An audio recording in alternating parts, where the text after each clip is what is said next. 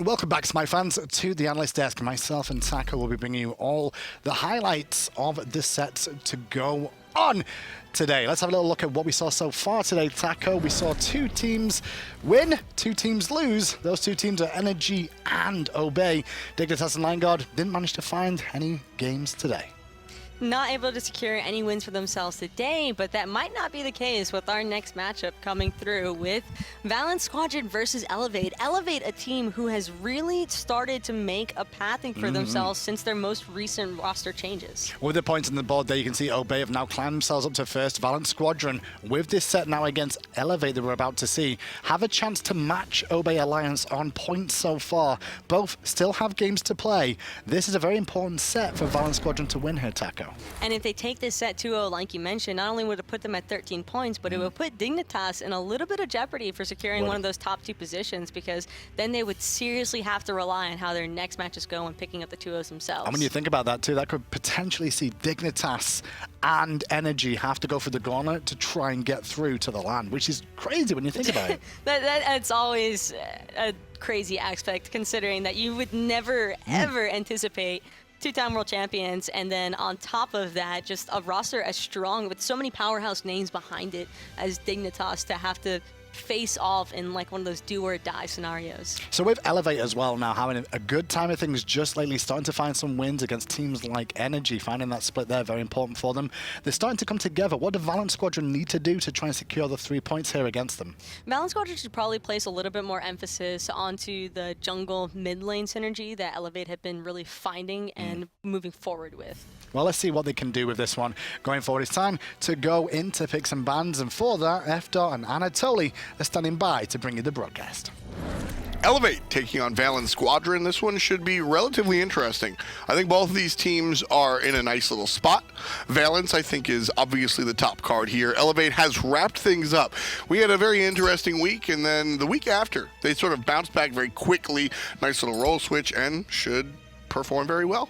Elevate definitely performing very well, I would say, in terms of expectations. Finding splits against top-tier teams. Sure. And Valance Squad, they're sitting really pretty right now with 10 points. They really need to be able to secure this win if they want to catch up to Obey Alliance, who just got those 3 points, sitting at first with 13. And that first pick, Zeus, is certainly a way to do so. That Zeus is going to be a very strong tool that Elevate have at their disposal, particularly around the objectives. Valance Squad and Elevate have actually struggled when it comes to objective secure across the board. So Zeus for Elevate and Hunbats for Valance Squad, and Fafnir, worth noting, are both going to help both of these teams really find themselves in those objectives. Surprisingly enough, with the Zeus pick, Valance Squad don't really take the Odin right off the bat. They're going to wait a little bit longer. They still have the next pick. It's going to be the Vulcan. Both mid-mages are going to be very susceptible to this Odin pick, so I wouldn't be surprised if either team takes that option away from another. Yeah, I expect to see it in the ban situation. When it comes down to the Zeus and the Odin combo, that's actually one of those combos that it's strong, but I'm not sure if it's as strong as some of the other situations. Sometimes when you see, you know, the Bacchus and a Wheelish or some of those other more intense combinations, you can't walk in with only half of the combo, whereas Zeus by his lonesome is certainly a powerful pick by itself. In fact, it'll be paired up with the Bacchus to make sure that he can't get deleted before that detonate comes out. And it's not only that, there's a lot of burst damage coming out of Elevate with that combination. The belly flop can set up the time it takes to find the chain lightning, find the stacks, find the detonate. You're pairing that up with an intoxicate. There's going to be a lot of kill potential here for Elevate. Guan Yu is the last selection here on Valance Squad. Without the Odin being selected, the Horseman can definitely be a little bit safer. Not only is he susceptible to dying in the ring, but he also can't heal. And so with no Odin or any anti-heal on the side of Elevate outside of itemization, Valance Squad feels safe enough to lock in the Chinese healer. Elevate here, they only have a Zeus to have control over the jungle, whereas if you look at Valance Squad, they have Hunbats, Fafnir, Vulcan, Guan Yu's going to bring the healing. So I think the longer these team fights last, the more beneficial it will be for Valance Squad heading into the mid to late game. Valance Squad on the right side. In red, we bring their regular roster to the party. Elevate, as we said, they made some changes a little bit ago, bringing nulisa into the mid lane and making her a permanent member of this team. No Numbers also joined the fray over there on the short side, and Elevate, I think, have looked better since leaving Mogao and Blizzard FX of the Dust. You know, in that mid lane, I didn't really have an issue with what Blizzard was bringing, but it was a question mark, where it's with nulisa, we know what we're going to get. Especially on the other side of no numbers, replacing Mogao, and which is why I was kind of expecting an Odin pick coming out of him, because in this last set against Obey Alliance, they found a split earlier on, and he played an Odin very fantastically, being able to cage in so many members. So this is why I thought that pick was coming out. Either way, not going to be here. Left side, however, Elevate certainly going to be there in Valance's jungle, not only taking the two little camps, or the little ogres, but also committing to the big purple buff. Usually we see teams walk away. You just get the two small ogres and leave the actual buff camp by itself. Why do we see the hard commit from Elevate here? Elevate, they just want to be able to control it as quickly as possible. They recognize that they're losing their own buffs on the left-hand side, so they might as well take that opportunity to invade the purple. Without the rotations coming from Cherryo or Lawbster, there's no real fear towards hard committing onto the purple buff. This is sort of a Cherryo exclusive start. We don't really see, we've seen a couple of starts be shared by different teams in the jungle, but Cherryo almost exclusively starts here, where he starts the enemy red buff and then clears out to the enemy purple buff by himself, and that with the oracles will bring him to level 3. The timing of that kind of invade from Cherryo makes sense, because whenever you're invading, you're giving up a mid-wave potentially, so if you leave behind a Lawbster to be able to clear that mid-wave, you're not losing any experience or gold, and at the end of the day, you're making it more efficient for your team to maximize its farm potential. And I mean, if you really want to go ahead and dice down on the nitty-gritty, love and take a look at what Lawbster did there in the mid lane. He drops his Vulcan turret at mid-Harpy camps, throws a couple of basics towards that, maybe even a backfire,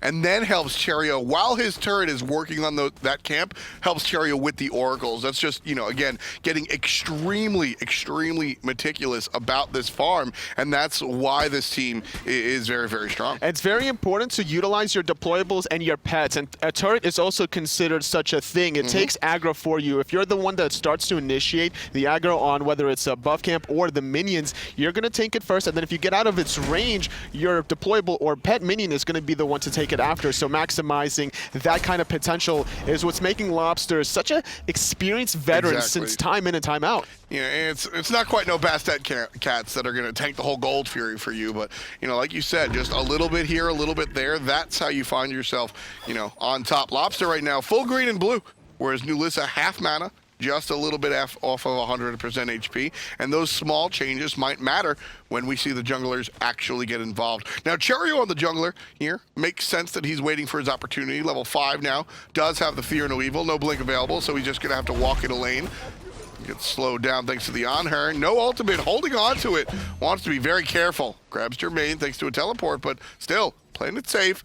Realizes that Funballer a little bit out of position to look for the kill. Cherryo was really hoping that Dardez was going to use that belly flop to initiate onto the wave, but without that opportunity, this is why he's holding on to that Fear No Evil for a little bit longer. But in the mid wave, nulisa throws out the ultimate, doing a lot of damage, but a great use of the egg is buying Lawbster a lot of time. And there's help from Cherryo, and luckily he saved the ultimate because Faeles is controlled, and that's going to be the kill for Lawbster. Very important decision-making out from the jungler right there. Having the Aegis to deal with the damage from nulisa's Zeus, this is what you really want to have out of your mid laner. You have to weigh the important advantages and disadvantages whenever you're in the mid lane. You have to worry about not only your opposition in the mid lane, but you also have to worry about the jungler. Now, granted, Faeles can easily engage with that ultimate knocking up and finding a stun, but as long as Lawbster recognizes this, he should be fine. He just has to worry about the damage coming from nulisa's detonate. Absolutely. You're looking at Dardez, you're getting belly flopped, and you're either going to use your beads beforehand or not at all and just sort of eat the damage.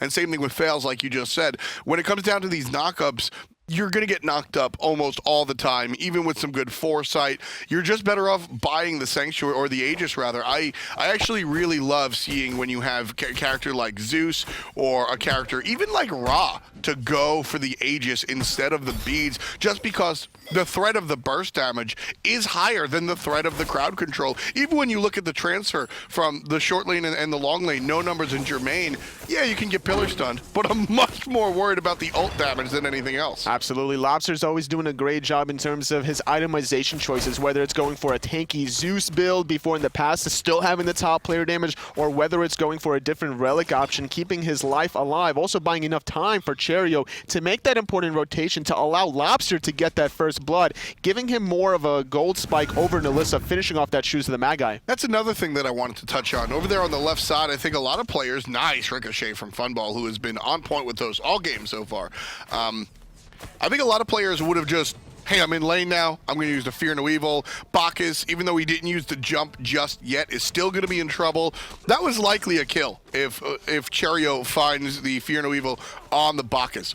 But here's the difference. It's likely a kill versus the use of the ultimate in the middle lane was definitely a kill. When it comes to first blood, Cherryo's not settling for likely. He's absolutely looking for the sure kill. I love to see that patience come out from a player like Cherryo. That's the key word. It's patience. There was a difference between hesitation versus the patience out of Cherryo, so he opted to hold on to it for a more prime opportunity. And something we haven't really talked about was the left-hand side, the Hunter matchup between Funballer and Jermain. Funballer was left alone 1v2 for quite a while. He actually has an experience lead and a net worth advantage. And here's help from Faeles. Funballer going to drop the ult himself, but it's just too little too late. Lawbster tosses an ult of his own over the wall, not going to find it either, but Lobby gets Jermain with the backfire. Big combo out of the mid lane. Vulcan, it's 2-1. As Valance are able to clean up the kill that comes the way of Faeles' gang on the left side. So because of that 2v1 onto Funballer, we're actually seeing a huge net worth spike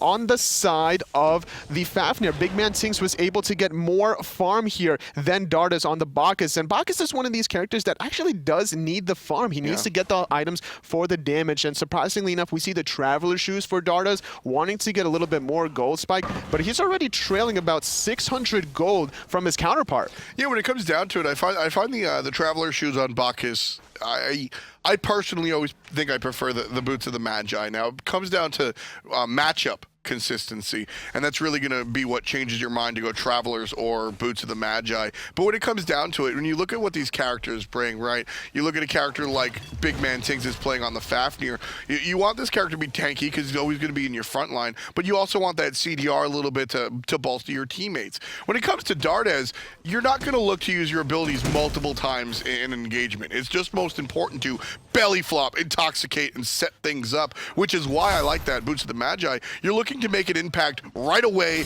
right now on the Bacchus, whereas opposed to a character like Fafnir, you can sort of hang out and use your abilities multiple times in the course of a fight. Especially considering Dardez is paired up with nulisa on the Zeus. It's all about the damage here for Elevate, trying to get any sort of pick that they can in these jungle encounters. They could try to look for these belly flop engagements to set up the chain lightning effect, and with nulisa having this red buff, it could be a little bit of a power spike play for Elevate as they have decent ward control on the left-hand side.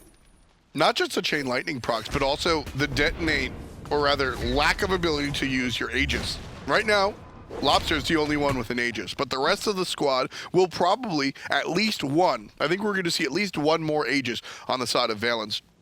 And the idea is Dardez belly flops and nulisa can detonate before you land down and actually use that relic. Something we just saw in that solo lane was the fact that Cherryo, yet again, very patient using his ultimate. Despite the dash used by No Numbers trying to dive the tower onto Xaliea for the bludgeon, great dash from Xaliea to counter that. The Fear No Evil could have been used to apply a lot of damage onto No Numbers, but the build coming out of this Bellona player is going to prevent a lot of that damage. Every single tick from the Fear No Evil is going to get negated by the Mark of the Vanguard.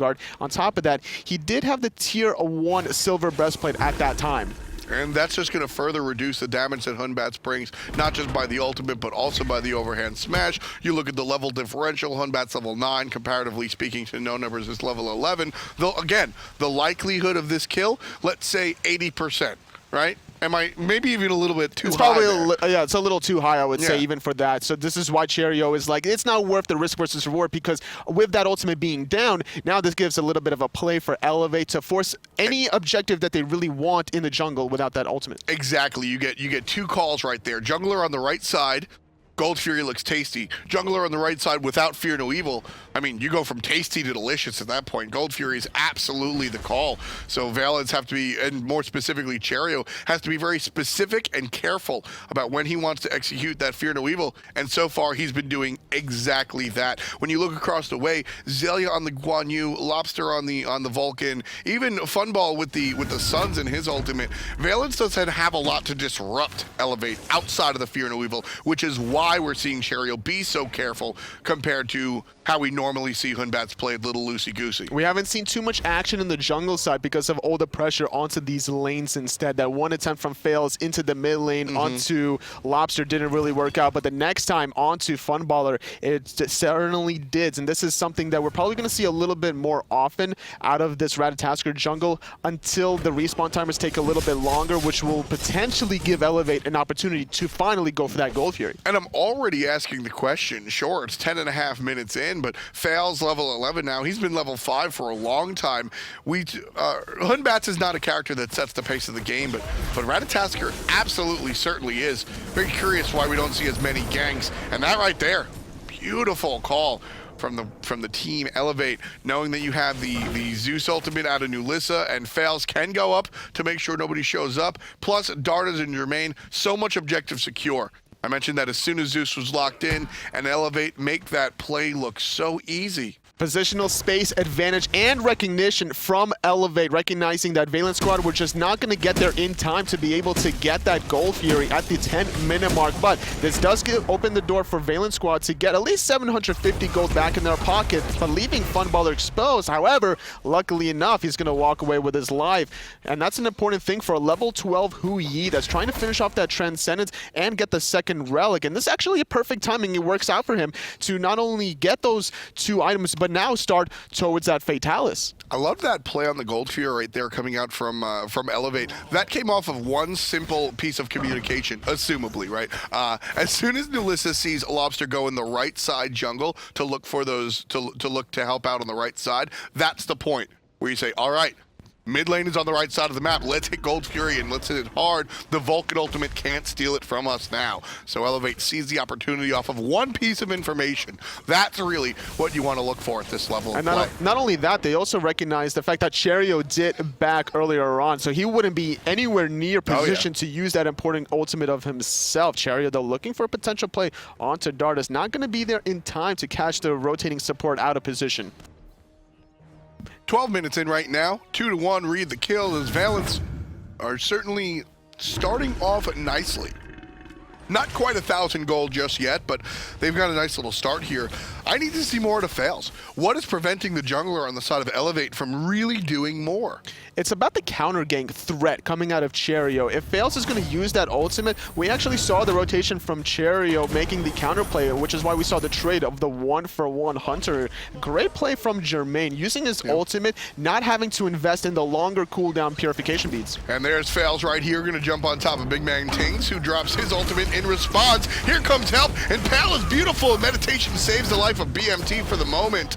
Second and Pal not going to find a target. Meditation helps out Jermain as well. And here's that counter gank. Ultimate out of Cherryo, and Xaliea all the way from the solo lane is going to show up as well. Bellona forced to teleport over. Big team fight. nulisa gets 1. Lawbster responds in kind. Jermain down, and that's going to be a 4-on-4 at the moment. Not done just yet here, Toli. Lawbster wants to back off, but no numbers trying to force it. Valance do not want this fight any longer. Jermain tried to force the issue by jumping on to find the kill, but now it's no numbers. Great stun by BigManTingz, preventing Funballer from taking any additional poke. And no numbers with Dardez leading the charge here. Nulisa's going to have to back. Overall, it is a 1-for-1. But at the end of the day, I would much rather find the kill onto Xaliea, who's a level 14 Guan Yu. That's going to take a little bit of a longer respawn time than this level 13 Anhur. Right there. We don't talk about supports enough. BigManTingz with that stun, you mentioned it. But really, hats off to that stun. If that bludgeon lands, I mean, so he's maxing the bludgeon, undoubtedly. We saw it before. He's maxing the bludgeon, secondary is coming the Scourge.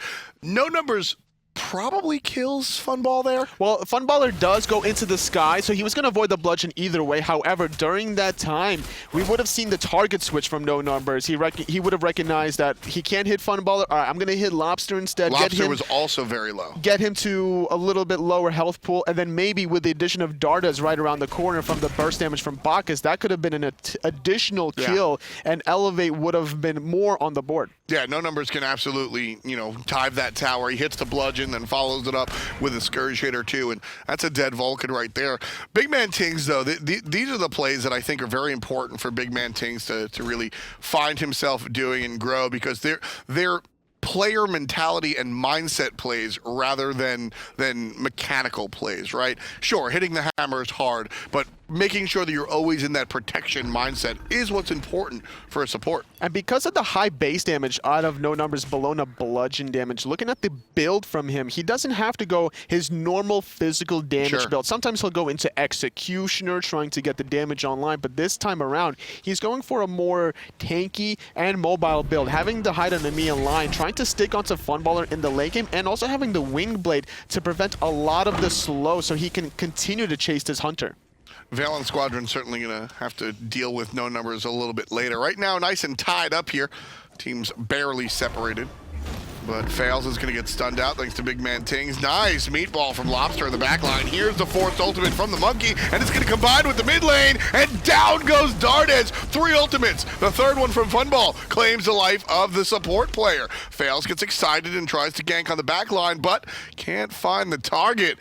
And right now, it's just going to be Valance taking out Dardez. This is where Valance truly shines, having the sustain from Xaliea. Level 15, that conviction is maxed out. He has the meditate available. Starting up the Gold Fury, 4-on-5 here for Elevate. They're trying to start something, but with the reset, it's going to be easy pickings here. Jermain and Nulisa have their ultimates available, which are fantastic for stealing from objectives. They're also fantastic for just wiping out the enemy team. No Numbers jumps in, takes out Cherryo. The continuation is brought to you by Xaliea. Can't find that last hit. There it is. No Numbers falls down to the hand of his opposition. Lawbster now low. Funball saves him by taking out Faeles. That's 1 dead on the side of Valance and 2 down on the side of Elevate. Valance start a very risky objective, but wind up winning the ensuing team fight. That hot ricochet from Funballer off the Gold Fury wall, right back into the thick of things. The heals from Xaliea keeping everybody up, and the courtesy started, the whole action started by Cherryo, baiting himself out, allowing himself to get stunned by Dardez, baiting the belly flop, purifying it, and then without the belly flop from the Bacchus, instant fear no evil, finding a free pick. Again, this is still a dangerous play, although it's less dangerous. Nulisa and Jermain's ultimate are on cooldown, and Valance can ultimately just take the fight like they're opting to do. Dardez has to jump away, and right now, the reason that Valance are able to do this is because of the god that Xaliea picked and picks and bans. Right now, I mean, they won the team fight, but they were relatively low when it comes to health, and then Xaliea just sits there, heals a couple of times, and look at that, already 8,500 healing for the solo laner, and that's why Valance are able to continue what they're doing and find the gold fury. Jermain just jumped in, and he's gonna die for free over that wall. He had no idea, or he didn't respect the fact that BigManTingz and Lawbster could find an easy pick there. Looking at the relic spot, both his beads and his Aegis was available. He truly did not respect that combination. Yeah, just didn't expect the amount of damage coming out from the combination right there, and that, I mean, it's a Vulcan. You have to expect at this point in the game to Vulcan to do that to you. Cherryo, big commit here on a Dardez. Nulisa throws her ultimate out there to play defense, but just not enough. The level 15 Zeus now finds herself the target of Valance's ire, and she's gonna fall down as well. Funball, 3-1-4 on the Ho-Yi. Now Faeles comes in by himself. It's everybody for themselves here on Elevate, and that's gonna be an issue when Valance are grouped up as 5 from the get-go. In the backline, Funballer trying to pick up Faeles, going back into the tier 1 tower. Couldn't really go under the tier 2, and that's going to be an unofficial deicide. Jermain now reviving, trying to hold off a little bit longer. Couldn't really save his soul laner's life, and this squad from Valance is just looking so powerful. They have the damage, they have the sustain, the blink from Cherryo catching Dardez out of position yet again, right against that wall, allowed for the full damage threat from the cavalry charge from Xaliea, and this is one of the most damaging abilities in the warrior pool in Smite. There's an old song that I used to reference. The ants go marching one by one, hurrah, hurrah. That's the story of Elevate's team fight right there. 5 players from Valance in the mid lane are just taking down this tower, they take down a team fight, and then one player goes in and he gets in some trouble, so Nulisa tries to help out, and she gets in some trouble, and then Faeles tries to help out and he gets into trouble, and that's the whole story, is that at some point, you know, you respawn. It's okay to leave a man behind in Smite, and sometimes that's exactly what you have to do. Elevate tumble there. They lose the fire demon. They lose the fire giant portal down there, basically because of the inability to stand and group up. Whereas Valance, they've been this 5-man team unit for this entire siege, and they're not stopping here on the right side, tier 2. And they have to continue this kind of pressure whenever you have the ultimate from Cherryo, creating so much chaos. And the whole point of this is to try to get this tier 2 tower. Faeles jumps down and knocks up 2, but No Numbers is the one in trouble. Beautiful stun into the hit out of Lawbster. Wonderful combination, just completely setting up the Swedish mid laner. Valance now not done, still looking for the tier 2 tower, 40% on the objective. Jumping in is BigManTingz, not finding a stun, he'll get stunned himself. But the tier 2 tower was the objective, and it goes down clean, 1,500 in the pockets for Valance. 20 minutes in, it's 12-3, and the team on top is leading in gold as well, 8,000 for Valance Squadron. They got what they came for with one objective, starting up the next, but they're not truly committing to it. It's just a bait. They're going to catch Jermain out of position. Jumping back into it is Cherryo, forcing out the Aegis, but without that jump, and the ultimate from the Fafnir Dragon, looking for additional kills. BigManTingz takes out the credit for Jermain. Xaliea and Lawbster take 2 more out. No Numbers will respawn, and Dardez is still here, but totally I think the damage has been done. Fire Giant is the target for VAC, and I don't think anybody's getting back tier. I think this one is all clean. Valance taking the objective. Great bait from Valance Squad. They got the tier 2 tower. They were able to position themselves around behind that speed buff, forcing Jermain to poke his head around the corner, face checking it. He was too far ahead of Dardez, and without No Numbers still being dead, there was nobody else to really be that prime target to be able to spot that objective. He had to use that jump away, but everyone from Valance Squad was too close to be able to chase that kill.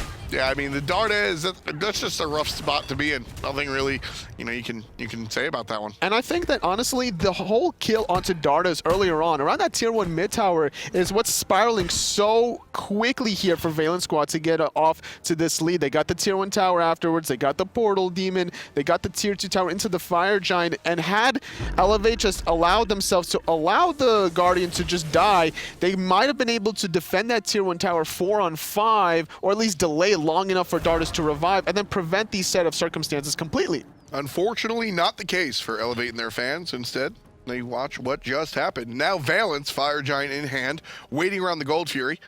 Leaves half of them. Xaliea still on the other side of the map. Gold Fury seems like it's going to be the target. Valance want to take the objective, the team fight that results from it, or both. Experience and gold heavily in Valance's favor. 3-level advantage for both BigManTingz and Lawbster. Having this kind of a play for Valance Squad, getting your late game hyper carry online on the Vulcan, already having the Spear of Desolation, now working on the Ratatoskr, as well as the sustain and the tankiness from Xaliea. He's going to have so much damage mitigation with that Spirit Robe. Look how quickly Elevate were able, or Valance, excuse me, were able to take down the Gold Fury. Look how quickly Valance were able to take down the Hunter. Jermain falls down just as fast as anything else in the game. Now Nulisa's in trouble, drops the Rainstorm, but she's gonna get the Suns on top of her. Funballer gets number 17. No Numbers, he's got a number, and it's 4. That's the amount of times he's fallen down. Tier 2 tower in the mid lane gonna fall down as well. Valance Squadron picking up 1,500 for their efforts there, and the Phoenix is next. BigManTingz is doing the big man thing, setting up the play for Lawbster, stunning Nulisa under that Vulcan ultimate, allowing him to get off all that huge damage. And honestly, like you mentioned before, Guardians are kind of this unsung hero, and honestly, BigManTingz is a part of 16 out of these 18 kills thus far. That's really where you gotta give your hat off to the support player, because kill participation is, yes, sure, some of it is you're looking at map awareness is the term I'm looking for. You're looking at map awareness, you're looking at being in the right spot, so game awareness, but it's also a little bit of luck, right? Sometimes you're just not there for the kill. So when you see a high kill participation score, you're really looking at just the respect for the player to sort of predict where there's going to be trouble.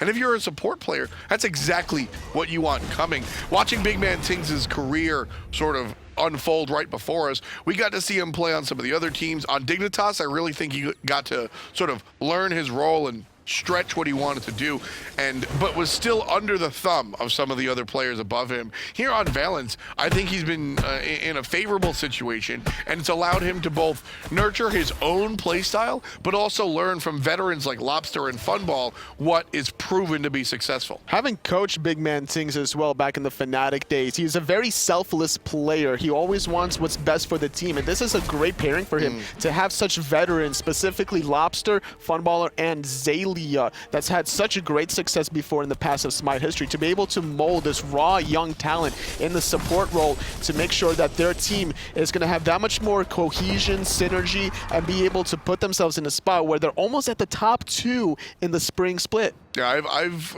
gone on record saying that Orbit was a team for years together and a relatively successful team, but I think that Valance has a higher ceiling because of, one, just inviting new players in can change things, but also the mentality that Lawbster, Xaliea, and Funballer have these days. You know, they tried, they did their best with what they had, and that team was coulda, shoulda, woulda, right? Won it all, and they just simply came up short, and now they switch things around, both jungle and support. And I think Valance Squad, I think this is a team that is going to have a lot of success in the near future.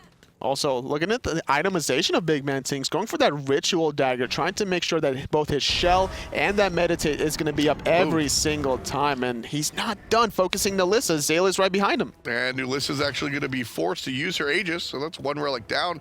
And while you're on the topic of itemization, why don't we look at Mr. Vulcan over here? He's got the Spear of Desolation, which is a very different item. You don't really see it purchased too often, but the numbers on it are just so big. The penetration, you're also having a little bit of cooldown there. The damage from this item is a great lake amount. Surprisingly enough, he opted for the Spear of Desolation before the Rod of Tahuti, and that's going to synergize really greatly in that late game. Jermain trying to jump over the wall, but going to get chased down by both jumpers of Funballer, Cherryo. Nowhere to go. It's looking pretty ugly here for Elevate. Yeah, Faeles gonna get his back off. I thought maybe so. If Cherryo noticed him earlier, Faeles winds up coming through and actually finds himself on the bad side of one of those lazy backs. So luckily for him, Cherryo takes a moment to notice. But either way, it's a 4-20.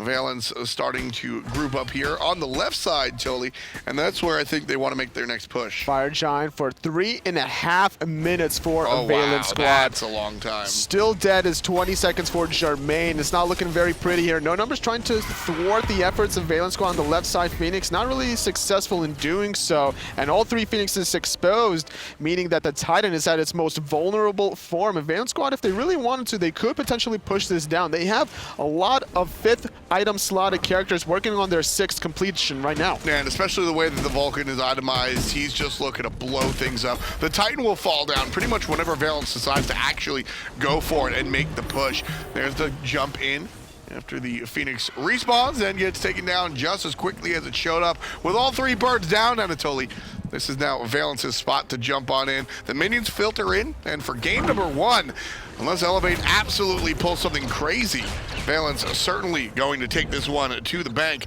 Order Titan still yet to be touched. As Elevate are pushing outside, there's the ultimate out of Jermain and the transformation out of BMT. Xaliea is actually in some trouble here, forced to ult to find a way out.